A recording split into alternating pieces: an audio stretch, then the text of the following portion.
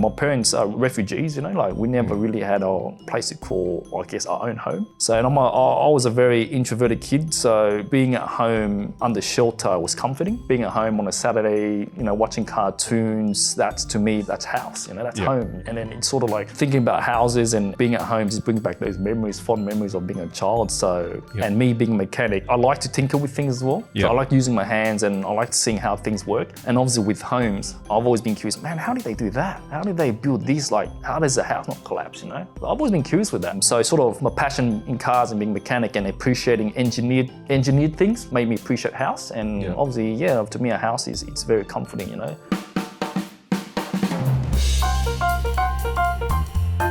The information provided in this podcast is for general purposes only and should not be considered personal advice. Always consult with qualified professionals or experts in the relevant field for personalized advice tailored to your specific situation. Thank you so much for joining us on Catching Up with Property. We're really fortunate today because we've got Adam Bui from TW Property Projects. He'll go through his property journey and talk to us more about what TW Property Projects does. Thanks, Adam, for joining us today. Thanks for having me. So to begin, I thought we'll do some rapid fire questions with Adam around his preference for property. So established house or new house? I'd say established, but either or, because I've had both. Yeah. A unit or townhouse? I would say townhouse, but depend on location. Okay. And would you buy regional or city? Historical data tells us city, but regional does has its place in the market as well. For me personally, I'd say city. Awesome. Cool. So Adam, I know you've had quite a bit of a property journey. How did you start and what does your portfolio look like now? Well, I started I'm turning 35 this year. So I started when I was 22, 23. So when I first bought my first property, which was an off-the-plan apartment in Liverpool. Managed to do okay with that. It was an owner-occupied property. Didn't know much at the time. We just sort of like, hey, we'll use the government grants. We'll ask our parents, my partner and I will ask our parents for help, borrow money, whatever we could to get into this property. We knew it was going to be a good thing because it was like a boutique apartment away from the dense area in Liverpool. So we were close to schools, buses, not too far from the train station as well. Yeah, so we managed to get all the help we could. And the developer at that time, they only just took 5% deposit. Nice. We had some money for that. We secured it. And then once we purchased it, we settled 2 years after.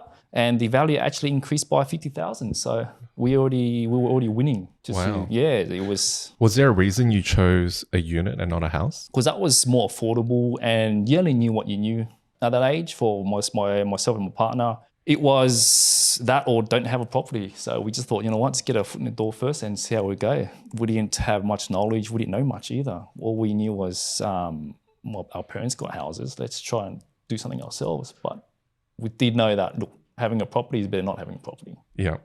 And if you could turn back time, would you have bought something different? No, because it wouldn't have gotten me to where I needed to be now. Yeah. Because there was a lot of things I learned along the way as well. When we actually sold the property, 3 years after, we actually sold it for $550.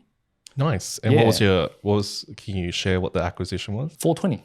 $420, nice. Yeah, so $420 and it sold for $550. But during that time, we actually used the equity and to invest in other areas too. So there was a timing period where the valuation was actually at $580. So when we sold it, it wasn't the best. I knew the market started to decline a little bit because I can see the comparable sales around the area and whatnot. So I was like, we better cash out now before it's too late.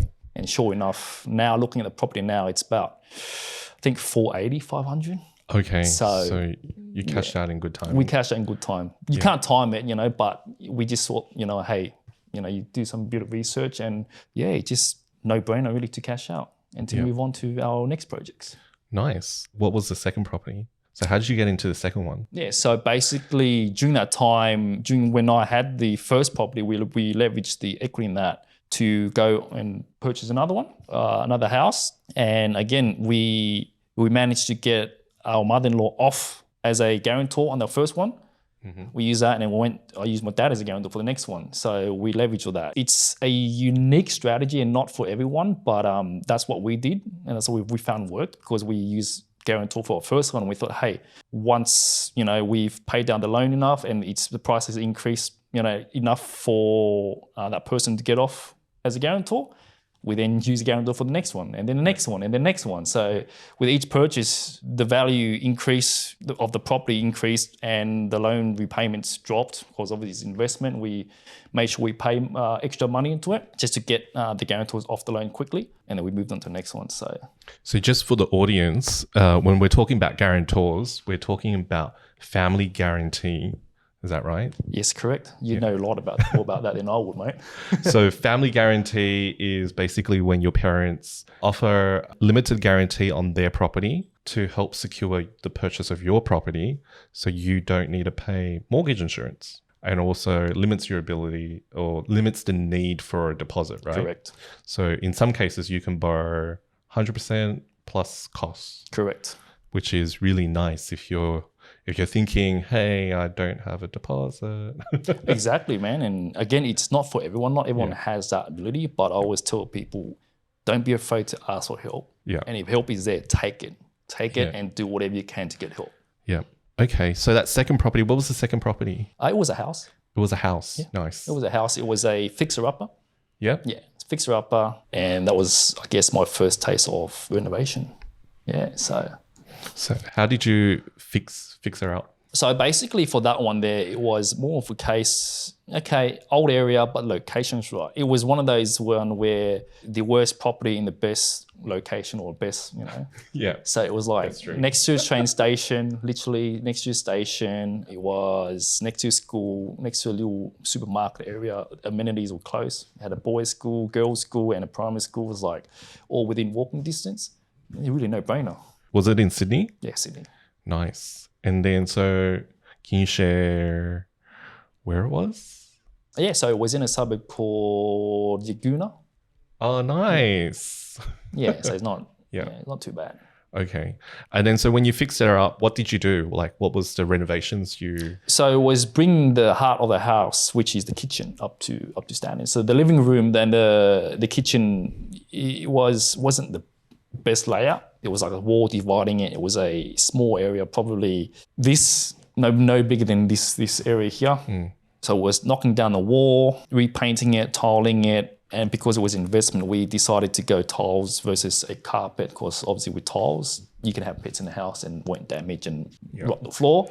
And so it was a bit of a strategic move to renovate like that. And then we made sure we didn't go all out on the marble bench top or anything. We used cost-cutting areas here and there. Yeah. The point of it was to really maximize the rental potential on that property. Okay. By just making it look presentable, bit of paint, bit of gardening, bit of bits and pieces here and there. Just bring it back up to bring it back up. And then it was probably about $30,000, I believe. And just bring it up to market value, and rent it out pretty quickly. Did you buy it for under market price? No, it was purchased there. I guess it was under market for the suburb, for the area and location, because the surrounding homes are like, there was a new suburb next door where the house prices were like 800K plus. This property here was about 400K. Oh, wow. So because it's older, it's sort of like, and then we were lucky we could use the comparable sales from that. Yeah. Literally next, like probably a kilometer down the road is like they built this entire new area where all the homes were like 800K plus. It's like, wow. Oh, yeah. Was it Potts Hill? Yeah. That was it. We know the area. Exactly there. So yeah. So you baked in some profit into that second property through the renovation. And then did you draw out the equity, or did you discharge the guarantor? Discharge the guarantor. Discharge the guarantor? Yeah, we just discharged the guarantor, went on to the next one. Oh, okay. Yeah. So what was the next one? How did you get in? So next one were 2 duplexes. 2 duplexes? Sorry. I'll rephrase that. It was a duplex, one to live and one to rent. Nice. Sort of thing. So it's like a rent one, keep one? Yeah, different location. Okay. Yeah, so at the moment I'm living in one. So we got plans to eventually, and we just did big renovation on that as well. We've had plans to rent that out in the future and then move on to the next project. And until I can just create, until I'm bothered to build my dream home, then I'll just keep playing this game. It's the show pony home, right? Yeah. It's that home. Yeah. And look, also some of the places we lived in it, Yeah. to avoid certain taxes. Playing it smart. Yeah, so if you can do it, like even getting to our first property was like we're renting, but we weren't one of these people where I live in Bondi, this and that. Oh yeah, but you're paying like $600-800 rent a week. Yeah.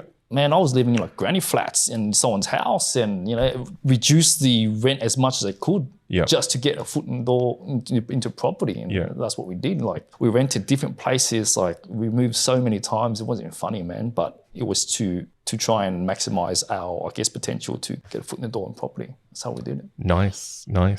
And then so coming back to your duplex, did you buy a house, knock down? No. We bought it as is. As is. Yeah, we bought that. One side. We bought one side that was, I guess you can call it below the market value. Oh, nice. Because it was just before COVID happened. Okay. So about early 2020, I think, late 2019, early 2020. Yeah. We settled, we moved in. And then when COVID happened, all this spike happened, man, it just sort of like did a bank val, and it was like, okay. It blew up. It's like, okay, we're winning. So did the other properties we had too. So it just sort of like helped us. So now we're in a... Maybe it's not good, but thank you, COVID. Yeah, I mean, again, it's we can say COVID, but hey, you got to be in it to win it, right? 100%. And it's just the recent bank vals that we did, and it's okay. I'm happy. Is this the one that you did the reno? Yes, this is the one I did the reno as well recently. Yeah. So we're living it now, but we did the reno. People was like, man, you guys are crazy. The duplex is only about 6-7 years old. Why the hell are you doing reno? Right. Cause I'm a property nerd. I like looking and seeing things. And I thought, you know what? These houses here, because of the floor plan and the design, are selling for, 1.6, 1.7. Yeah. I'm not asking for that. If I can get up to like 1.5 mark, you'll be happy. I'll be happy. So then, so we did it. And after that recent bank val was just under 1.5. Nice. And we both know bank vals are conservative, so I'm actually quite happy with that. Yeah. So, can you share how did you bring it up? What type of renovations did you do? Yeah, sure. So 2-level duplex. We gutted the entire bottom floor. We turned our... So this was a brand new duplex, right? And it was new duplex. But I thought, crazy, right? People would say, they were saying that you're crazy. Like, what the hell? Especially my parents. Like, you're ballsy. What are you doing? But I was like, I had a vision and I had an idea. And I was like, if I put these two together, surely it will happen. So I just beat the bullet, and I'm going to do it. I've got to practice what I preach. If we're going to have especially now that we have a project management company in properties, you got to practice what you preach, right? Yeah. So then I was like, you know what? We purchased the property for $1.40 million. Yep. Kept it the renovation took a while. So we started in 2020, finished late 2020. 2022. Late 2022 we finished. So before we did the reno, valuation was 1,250. COVID spike. Yeah. Right, 1,250, and then we put in another, I did the numbers yesterday carefully, it was 120 to be exact, only because my dad is in the industry, so we were able to get things for a bit cheaper. Yeah. It's the marble bench tops and whatnot. Mates rates. Definitely mates rates, he saves. Dad's rates. Man, he shaved off I would say 50K.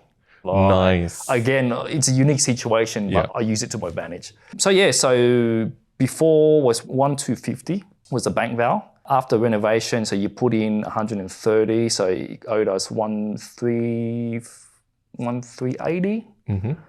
And then on completion, bank val came back, 1,485 or something like that. Nice. So you, what was the bit thing of an I was saying? uplift.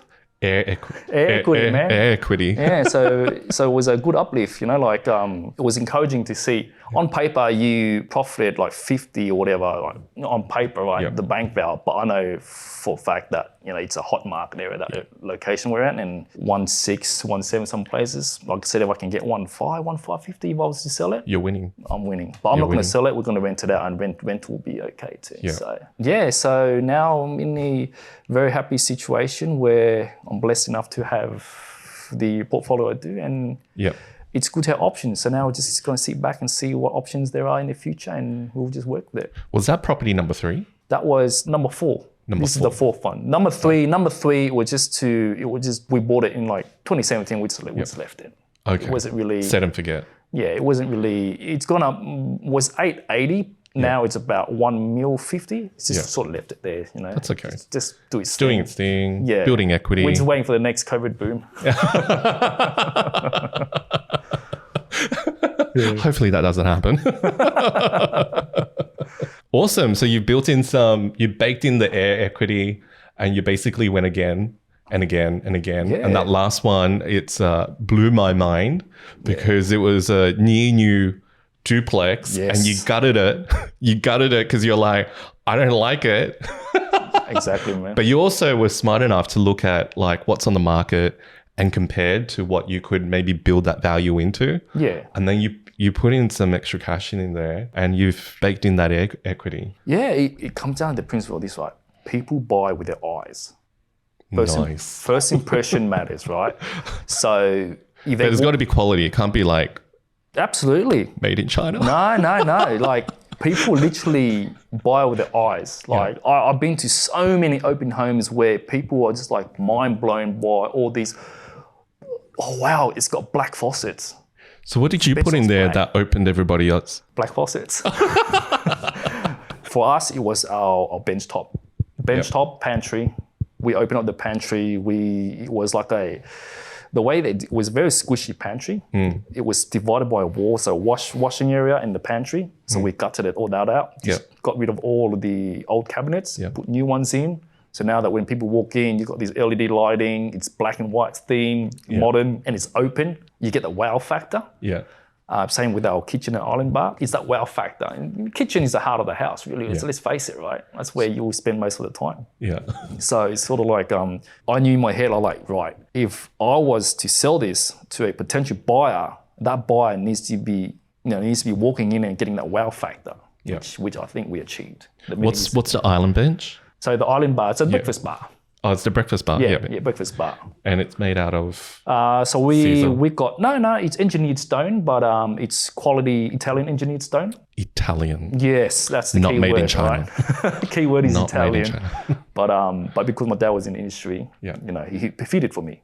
Oh, nice. Just the entire job would cost a lot of money, but Dad, he gutted it out. He did the measurements, he measured it, ordered the material, he fitted it all for us. So. But that's what it's about, right? Sometimes you just need to lean on your contacts. You have to, and if you've got family or friends in those industries, you can Yeah, exactly. Like you don't. Hello. Not everyone's gonna be in that situation or like that, gonna have that, right? But it's one of those things where I tell people, if you don't be afraid to ask for help. If you know people, if you can get help because it's gonna make it so much easier. Yeah. And hats off to those who can do it with no help, because that's. Tough. I don't know how I'd do it with no help, to be honest. Yeah. But the ones who can do it without help, man, hats off to them. Yeah. So you've had a pretty colorful career. Mm-hmm. You're now in property project management, but you first started off as a mechanic. Is that right? Correct. So tell us your journey. Like, how did you go from mechanic to property project management? It's a bit like, what? Yeah, it's pretty random. But when people say they have a passion for property, right? You got to ask them, what does that look like? I genuinely have a passion for property, and I'll explain to you what it means to me, what property means to me. So for me, I started off, so when I finished high school, it was either real estate or property. Or being a mechanic, because I love cars. Yeah. It was a hobby. I couldn't stand the thought of doing another 4 years in TAFE or school, and so I chose mechanic. And I turned my hobby into a daytime job, which sometimes I regret, sometimes I don't. Yeah. And but I've always had the passion for property. So in high school, when my dad first bought our first family home in 2002, I think it was. I remember going through that journey with him and my mum as well. So once he bought the house, I actually helped him renovate it. Actually, I did a lot of the slave labor work. On my weekends, I would catch a train from Petersham to Roselands, catch a bus. Hey man, that's my area. Catch a bus there. And my dad wanted to gut out three of the bathrooms. So it was a split level home, 3 bathrooms, and repaint the entire house. So I would go there on my weekends. I'd chip away at the floorboards, tiles, ripped out the toilets, ripped out the basins and the bathtubs. I was like, I don't know what I was doing. I was only like 13, 14. Was it fun? No, because I was kept getting told off. You're not doing it right. Working with Dad. I was like, Dad, I'm just doing demo. Like, I'm there with a chisel and a hammer, just hammering it away. And he's thinking, I'm too slow. And I'm like, what are you doing? You're smoking. You're sitting there drinking beer and smoking, man. Like, come on, man. It must be an Asian thing. It must be. My dad made me do the same. Yeah, and whatever you did was not good enough. And I was like, I'm thinking in my head, but you said, Dad, you can't do anything. Otherwise, you'll get a smack, right? Yeah. Yeah, so we did all that. And then slowly, I got to understand, and this is actually not too bad. I painted the house. I painted the entire house. Mind you, it was 4-bedroom house. Internally, it was about 210 square meters. So that's a lot of walls, man. Yeah. That's literally a lot of walls. How was your neck? Painting the ceiling. Well, I was young, so it was okay. Oh, you made him do it? No. You just painted the wall. You just did the M. I did the M. I looked at it back now. It was a crap job, but hey, got it done. Hey. But yeah, I found, I was like, this is nice, Of course, growing up as, my parents are refugees, like we never really had a place to call, I guess, our own home. Mm. So and I was a very introverted kid, so being at home under shelter was comforting. Yeah. Being at home on a Saturday, watching cartoons, to me, that's house, that's home, that's and then it's sort of like thinking about houses and being at home just brings back those memories, fond memories of being a child. So, and me being a mechanic, I like to tinker with things as well. Yeah. So I like using my hands and I like seeing how things work. And obviously with homes, I've always been curious, man, how did they do that? How did they build these? Like, how does the house not collapse, I've always been curious with that. So sort of my passion in cars and being a mechanic and appreciating engineered things made me appreciate house. And obviously, to me, a house it's very comforting, So chose to be a mechanic and then went into sales afterwards as well. After a few years being qualified, I thought... So you were selling cars? Yeah, I sold cars, man. Oh, were they new or used? New. It was like... I was going to put it in. Used car salesman. Dude, new car salesman. Do you know how much a mechanic makes? Well, when I qualified, 4 years of study, and then after that, they offered me $16 an hour as a qualified mechanic. Oh. And I'm there working with hazardous. It's a materials. Vehicle. It's like you can kill someone. You don't do the brakes right. Brake lines, cut loose, whatnot. They're dead. Wheels loose. Comes off the highway and you're finished. I'm scared now. Oh, man. I'm never taking my car to one of those bigger mechanics. They're going to the local. It's where crazy. The uncle, right? Man, it's just crazy. I thought, man, I got to find ways to earn a living more, like to earn more. Like, how do I do it? And then I realized I've never been good academically. Yeah. But I think I did research when I was talking to someone and seeing a salesman walk in, I was like, they're in a flashy car, in his suit. I was like, how did this guy make it? Did you finish school? What did you do? And he sat down and I talked to him, and long story short, got into sales. Nice. And then... What was the brand of car you were selling? I worked for mainly Lexus. Lexus, yeah. So nice. Mazda, Lexus, and BMW. Ah. Yeah. So as you go through, they teach you how to, to talk to people, how to handle objections and whatnot. I found that the higher end of the brands, the quality of training is much better. So I took a lot of that skill with me, and I sort of became more of an extrovert now. So from introvert to an extrovert, I didn't know how I was going to make it, man, but it worked. And then got out of cars entirely, and then I actually went and I sold properties for a bit. I sold off-plan projects though. Oh, right. So you've sold properties. Yeah, so I know how all that side works, particularly off-the-plan projects and whatnot, and investment. That's where I really got a taste of the whole investment, sort of like get better understanding. Oh yeah, I did that and I did this. Oh yeah, this relates to it, So, so property's always been at the forefront for me. I already had a taste of it. I knew what to do. I knew the potential. Yep. And then one thing I never really learned was the finance side. So I went from property to finance, get a better understanding. I've never been good at maths, man. So, I still struggle now, but hey, that's why guys like you are here for, you know what I mean? That's why, I think Henry Ford, Henry Ford, the Ford owner, I think he has a drawer with buttons to call whomever he wants at any certain time, because he doesn't need the knowledge. If he wants to know how a tap works, he'll call a plumber. If he wants to know how... quick dial. Quick dial. He has that in his drawer, So I sort of took that concept and was like, yeah, you know what? I don't need to know everything. If I know people and I'm connected with the right people who knows the thing, I don't need to be special. I just need to be not a jack of all trades, master at none, I need to be a master of one, jack of the rest. Yes. So, yeah.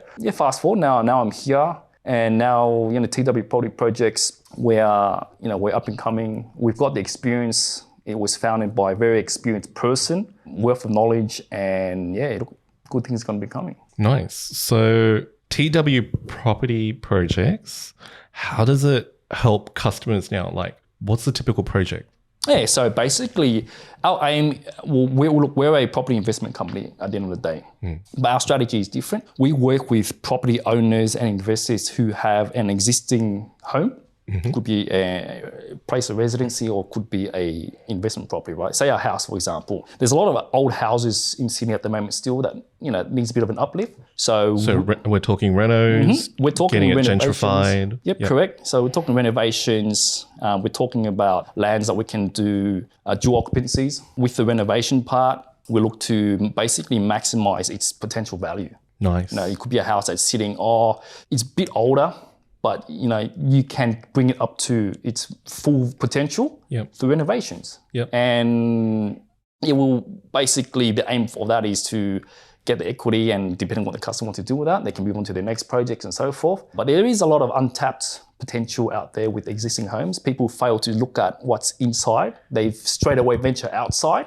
But take a step back and look at your own house, see what you can do with it. Look at your neighbors, do some open homes, and you'll realize, some of these houses are worth this much, but mine isn't worth this much. Why? Do some renovations. And with that, and then also the other side is when we do build projects as well, we'll look at subdivisions. So maximizing the value of the land, doing a subdivision, that really helps. You have 2 lots of lands. I'm basing on one parcel, right? You can split it, split title. You can do townhouses, you can do duplexes, which is something we're big on. And that, a lot of that there, and it's a good way to generate and create instant equity. That's the whole aim of it. Air equity. Correct. That's what we were talking about last week. Like air money. Air money. So there's ways to pretty much manufacture instantly if you do it right. I love how you've taken your own experience, how you've built in baked in that air money. Yeah, correct. But you've taken it to market and say, hey, I've done it and now you can do it as well. And it's just not like it's anybody who owns a home who needs a refresher, you can help them with that and baking that air money. Yeah, correct. And then it comes down to your own personal knowledge and experience, and also the network and the connections you have in the industry. We've been doing this for a very long time, and we know a lot of people, builders, architects, council, town planners, you name it. We got the connection there. So if you're someone who don't have the connection, just leverage it. So you're true to your word. You've got all the connections on speed dial. You know what? Yes. Well, we took that principle now. And I want to see your phone now. I want your contact list. We got it on the speed dial, and and that's what it is. So it's not everyone's going to see value in it, whatnot, but it's another strategy to implement. You can obviously purchase, go with a buyer's agent. You can purchase interstate and purchase, Sydney, whatever it may be, or your budget is. That's another strategy. Our strategy is to basically, just look at what you already have and then see if we can improve on it. That's pretty much it. Nice. So can you give us an example of how you'd stack a deal? Yeah, sure. So basic for us is we need to know and understand what the customer's goals are. So we'll have a chat to them. We'll understand the goals, what they're trying to do, work with their budget. Once we gather the basic information, obviously their house and the location, right? Once we gather that basic information, we will then work with a broker. So like yourself, or if they have a broker, to get the finances sorted. Because the worst last thing, the concept's all nice and great, but if you can't service it or you can't get finance for it, then there's no point, right? So we'll do that simultaneously. And once we gather all the data, we will work and we will analyze the property, the market, the location. We'll work with the builder also on floor plans to see what we can do with that area, what the council allows us, what doesn't allow us to do. And most of the builders that we work with, they are specialists in their certain location in Sydney. So they'll know, they've done projects, they'll know exactly what suburbs can do what. So once we gather all that, we will then present it to the customer, say, hey, we spoke to the broker, this is what you can do, and this is our plan for your property or your land. This is what we can do. Could be, adding a granny flat, could be doing the renovation. and it could be a complete knockdown rebuild. So we'll do all of that. So we make sure the number is viable. We typically aim for a 15 to 20% return. Yep. Yeah, that's ideal. Anything above, obviously, it's great. But anything below that, we would say, hey, probably not worth it. If it's not worth it, then we'll then work with you to see what else we can do. It could be introducing you to a trusted buyers agent we work with, to find you, to source you another property. The main point is that we want to help you in any way, shape or form. Doesn't have to be, even though your project doesn't work with us or your goals doesn't work with us, we want to still help you to achieve your goals anyway by, again, getting that big phone out and dialing our connection and see what we can do to help. Speed dial. Correct. So yeah, that's basically the crust of what we do. Yeah, nice. That's the deal. And then once that's all approved, customers are happy with that, finance is approved, we will then work again with the broker carefully, and we will work with, depending on the type of project, with the builders or the tendering. We'll do all that for you. And once it's all approved, we'll do the tendering and we do the CDC, DA. Long process. I won't go through that. It's a big process. You know yourself. Massive process. Massive. It's quite traumatic and it is a lot of headache too if you don't know what you're doing. Once that's all done, then we can start the build process. Yeah. So how long would a project usually take you from start to completion? Well, I'll tell you with the one that we're working with now, our own one. Yes, we do our own projects too. Again, we practice what we preach. There are delays. You cannot avoid delays.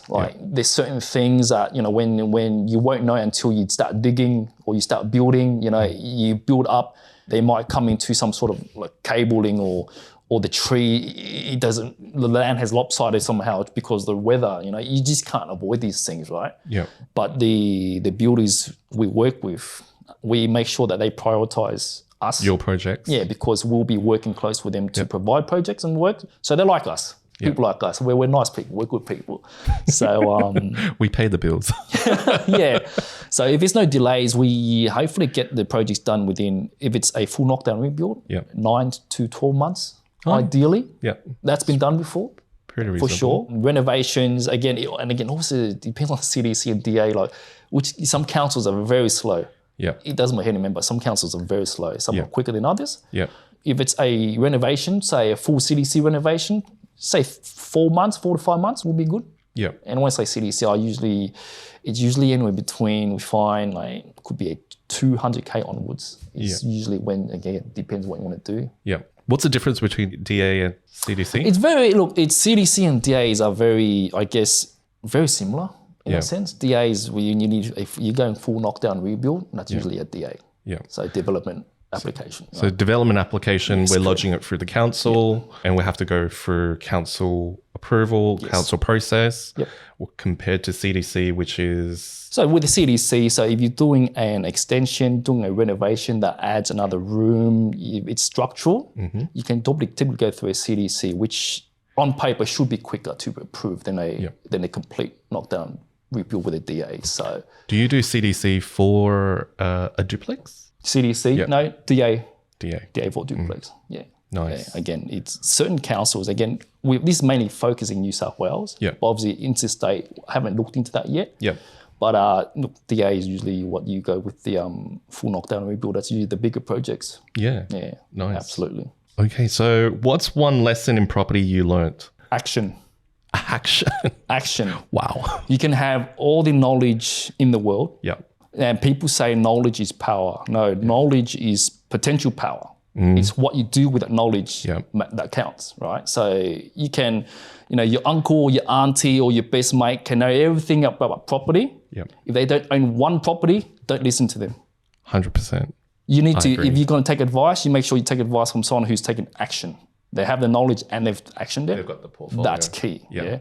So action, pretty much action, man. I can't stress it enough. Action, it's just not just in property, it's in life. You want something, you got to take action. You want to do something, you got to take action. But you can't just sit around and just expect things to happen, right? It's not going to fall in your lap. No. So action is a pretty broad, broad word that refers to a lot of things. You know what I mean? So again, just take action. Nice. That's I like one it. thing. I have a lot of things, but you asked me for one, so I'll give you that one. If you had to give one tip to a new property investor, what would it be? Build the right team around you. And what I mean by that is you make sure you have an accountant who knows what they're doing. ideally an accountant who's also a property investor. Yeah. So we're talking about property investment, Yeah. which we are. You need a really good accountant because they'll teach you how to maximize and save on everything that you can and claim back on anything you can. Yep. And if they're a good property investor, they'll know connection because accountants are they're very careful with numbers. Obviously, it's their job, right? Yeah. So that personality trait for me, I find, and especially dealing with accountants myself, they're very careful of what they select and what they do. Yeah. So if they were to refer you to, say, a mortgage broker or a real estate agent, usually because that those people have gotten them good results. Trusted circle. Trusted, big time. Trusted circle. Yeah. So it's ideally that's what you want. So you create a good team around you. So that I find a good accountant is a key to everything. Would there be anybody else in the team? Who else would you have in the team? So in that team there, so it's all finance related, right? Yeah. So you need a good broker. Yeah. That's absolutely crucial. Yeah. A broker who does a lot of investment loans, a broker who also has their own investment journey. I'm a big believer in practicing what you preach. I can't give you proper advice if I haven't done anything myself. Yeah. Right? Like again, I may have all the knowledge in the world, but if I haven't done it myself, I wouldn't understand the little nuances that comes along with property. Yeah. That you can help advise and give advice to, right? So a mortgage broker is definitely key because that's the guy who's going to get you the finance. Yeah. anything else along the way, it just comes out like a sales agent, buyer's agent. You can usually do it yourself. Yeah. I mean, sales agent, you can technically sell yourself, but it's not person. But you can purchase yourself, and but really those two there, when it's without the finance, you ain't going to get anything unless you're cashed up. Like you don't need anyone. But even if you got cash, there's smart ways to use it. How about lawyers? Yeah, look, lawyers and conveyances, it is obviously crucial too. Yeah. They'll go through the contracts with you and give you understanding, but you don't have to go to a lawyer. You can just go to a conveyancer as well. And it just, so put that circle: accountant, conveyancer / lawyer, and the mortgage broker. Your money person. Yeah. So basically all that. One legal and two financial. Yeah. That's key, man. Like, if you don't have that and you don't know, like, just forget about it. Like, I agree. You absolutely, if you're on that property journey, I absolutely agree. You do need to build that trusted team around you. So all your professionals, so whether it's your accountant, mortgage broker, or your solicitor or conveyancer, they've got their trusted circle, but you need to build your trusted circle as well. And absolutely agree with that one. Yeah, no, correct, man. And don't be afraid to ask him, how many properties do you have? I want to invest. I want to take advice. Have you invested yourself? Don't be afraid. You're not attacking them. You're asking a genuine question. And if they say they don't have any, or if they say, oh yeah, my uncle and aunties have it, then just walk away. As simple as that. Sounds brutal, but man, it's a big investment, so you got to do it carefully. Yeah. So, what does your future property journey look like? At the moment, I'm probably looking to more boutique developments for myself. And through TW property projects, I want to be able to do a bit more joint ventures as well. It would be nice to build like nice quality boutique. It could be townhouses, duplexes, boutique apartments in right locations. Because most likely these projects that we do, like, we'll probably be somewhat investors ourselves in it. So that'll be nice. But for now, I'm probably focusing on a lot of other things at the moment. Yeah. So I'm happy with where I'm at right now. Yeah. But I do have the option there if I wanted to continue and build a bit more. So you're leveling up. You're going into the development space. Yeah, no, I guess we'll just go look into a bit more. But that'll be nice. That'll be ideal. So we'll be keen to follow that journey and see how you grow. Well, because man, like all these news of developers going bust, at least it's good and bad. You just got a bit of silver lining into it, man. Like you just use it to your advantage. Okay, what went wrong here? What did they do? What happened? How do we avoid that? How do I avoid that? Yeah. I don't want that to happen. Exactly. Because we're in this for the long term. The last thing you want to do is have do something wrong, So it's a lot of lesson to be learned with what's happened with the builders and developers at that moment. 100%. You don't want to be an Opal Tower. Oh my God, let's not even go there, man. Like, no, we won't let you do that. Man, Opal Towers, Mascot Tower. No, I don't want to be that. Beautiful boutique that's developments. Unique. That's unique to us. They're going to be, what was it? We eat with our eyes, right? Yes, correct.